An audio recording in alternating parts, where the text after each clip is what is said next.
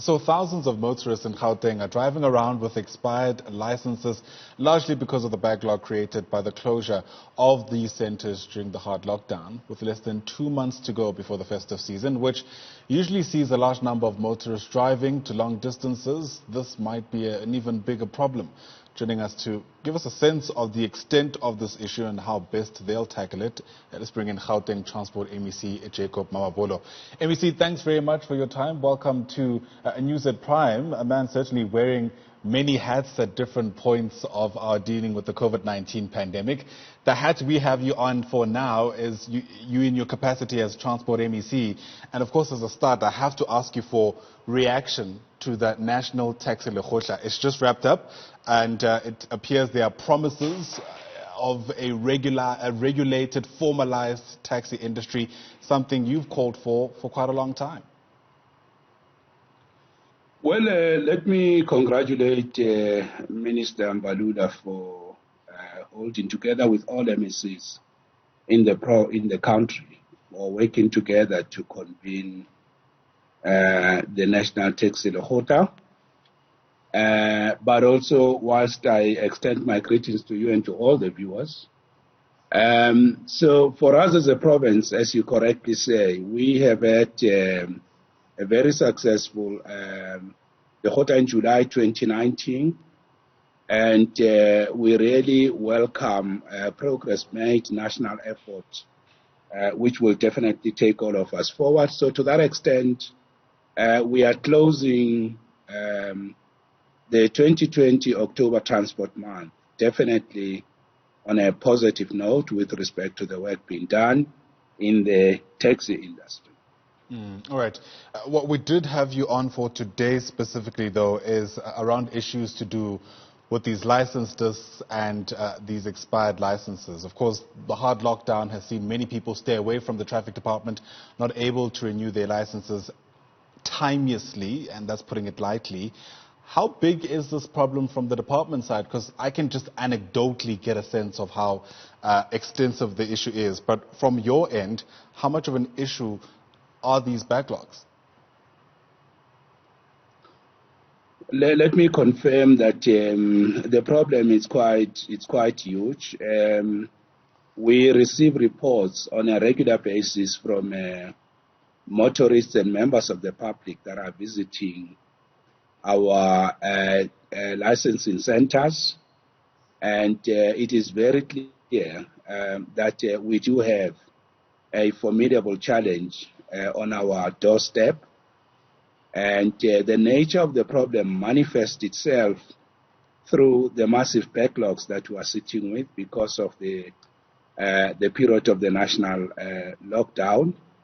And but I think it's also very much important to also concede the point and acknowledge, and we shouldn't be in denial about it or try to spin on it, and that is the DLTCs, even prior to COVID-19, whilst we didn't have lockdowns and backlogs, but we had a plan to improve them, to turn them around. The licensing centers requires a complete overhaul and a turnaround that will ensure that over a long period, for a sustainable future, the people of our province do not have to be really subjected to high rates of inefficiency and ineffectiveness that characterizes the licensing centers. One of the things I can just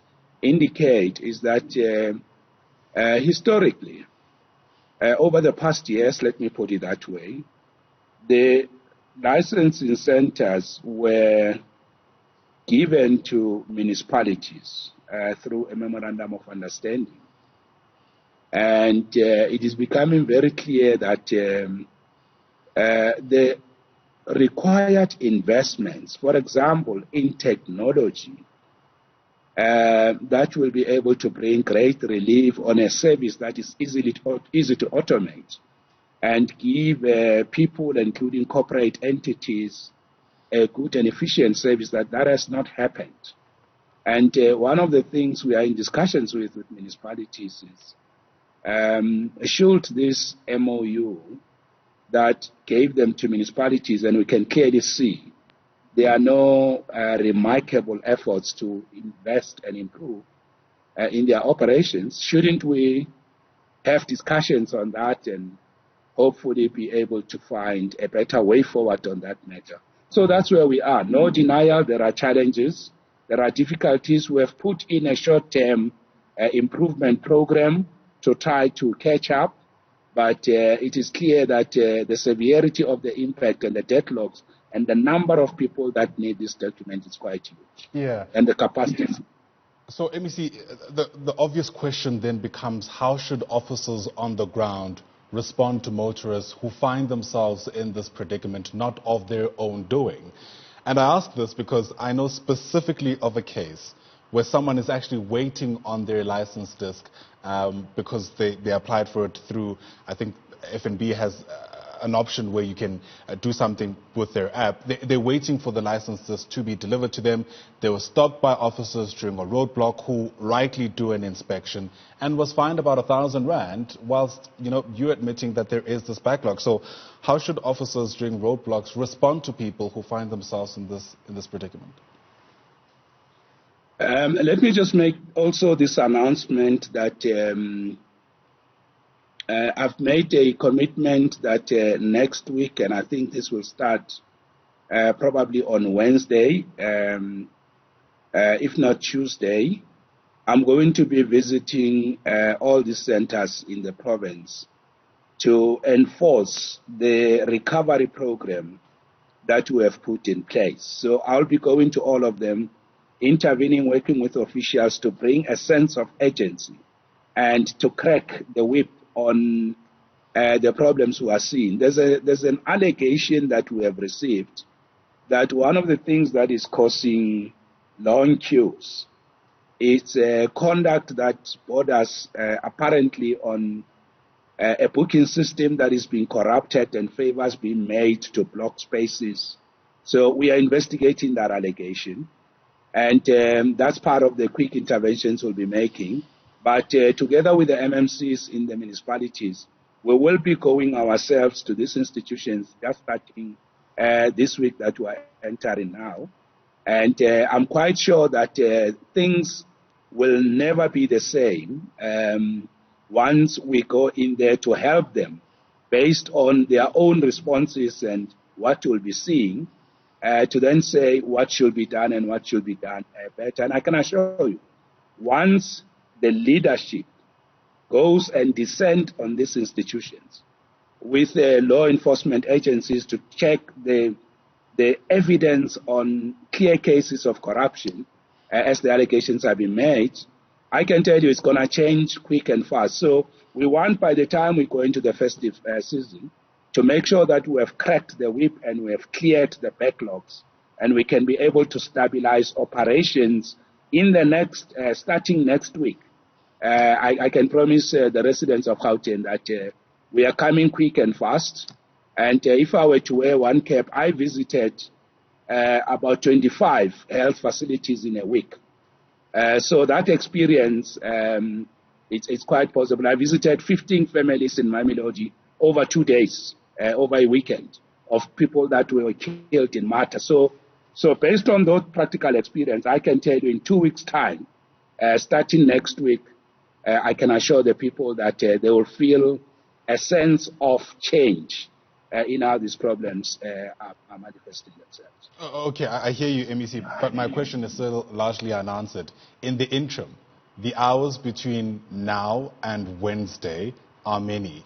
If anyone is stopped by police officers during a roadblock and they are found not to have a license that's up to scratch because of the backlog that you are conceding is a very real problem, how should officers respond to that? What is your directive to the many people who really do find themselves in this predicament? Yeah, maybe just I think the direct response to your question is we're not going to announce a moratorium on law enforcement. that will be incorrect. So so MEC, people should be The fined for people not that having. Sorry to interrupt you. So people should be fined for not having had renewed their licenses when they can't renew their licenses, because you've also admitted that there's a backlog. Yes, there is a backlog because of COVID-19, but the nature of the challenge that we have, remember, one thing does not at all times necessarily lead to the other. That will be a faulty way of looking at matters. So it doesn't mean when there's a backlog, it automatically means we must put law enforcement on hold. We will address the challenges, but definitely we expect that this situation improve as a matter of urgency in the next 2 weeks. It will have improved completely. And we should be able to attend to most of the challenges, but definitely, certainly, without doubt, and let me emphasize this, no moratorium on law enforcement. MEC, with respect, your response is, at least to me, inefficient. And I'm only saying this because it appears to be unjust, at least on the face of it. So help us connect the dots here. How does it make sense that a Gauteng motorist who wants to obey the law but simply can't because the system is inefficient is being punished for that through the forms of a fine when they're being stopped by police officers? I appreciate how we can't suspend the law because of circumstances, but surely there needs to be provision to respond differently when the need arises. And I put it to you that this is one of those moments. Nobody predicted COVID-19, I can grant you that. Nobody predicted that we'd find ourselves in a situation where there's a backlog that we're seeing. But the reality is, here we are now. How do we respond to that in a way that ensures that no one is essentially given the short end of the stick, especially not law-abiding motorists who want to renew their licenses? Yeah, so if people are given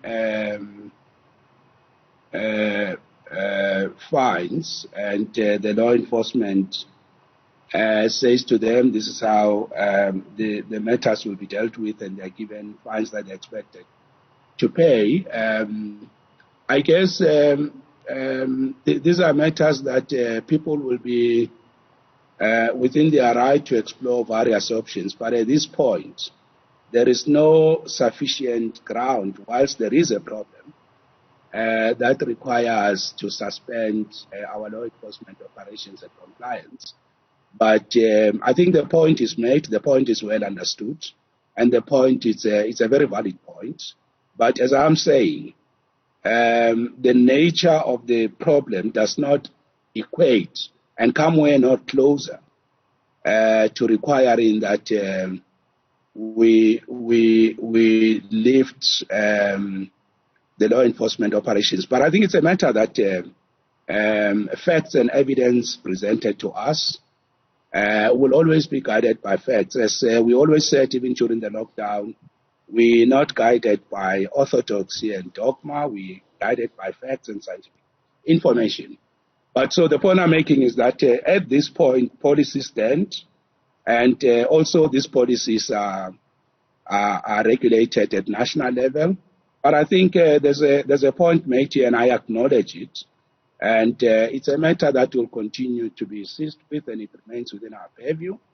And for now, let's enforce the law whilst we quickly intervene to unlock the backlogs and troubleshoot to make sure that people are assisted quickly.